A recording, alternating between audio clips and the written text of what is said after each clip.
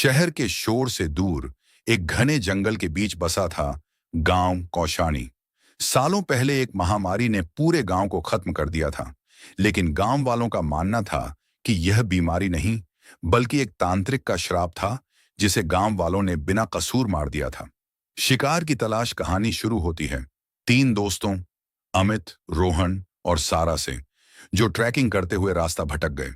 शाम के धुंधलके में उन्हें दूर एक जलता हुआ दिया दिखा। वे उसी ओर बढ़े और एक छोटे से गांव में जा पहुंचे। वहां का नजारा अजीब था। हर घर के दरवाजे पर एक लाल निशान था और गलियों में सन्नाटा ऐसा कि अपनी धड़कन भी साफ सुनाई दे। बूढ़ी औरत की चेतावनी तभी एक फटे पुराने कपड़ों में लिपटी बुढ़िया उनके सामने आई। उसकी आंखें सफेद थीं।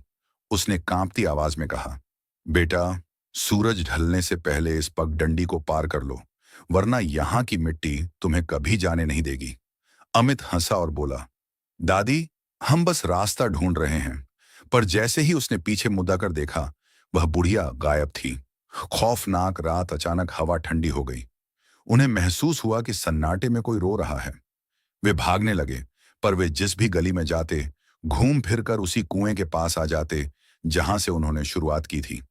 तभी सारा की नजर कुएं के पास पड़ दी। वहां तीन पत्थर रखे थे, जिन पर अमित, रोहन और सारा के नाम लिखे थे। उन पत्थरों पर ताजा खून छड़ाया गया था। वो गांव जो था ही नहीं। जैसे ही रात के 12 बजे गांव का नजारा बदल गया।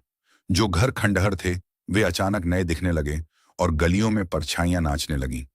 उन्हें सुनाई दिया, एक बलि कम है, एक और चाहिए।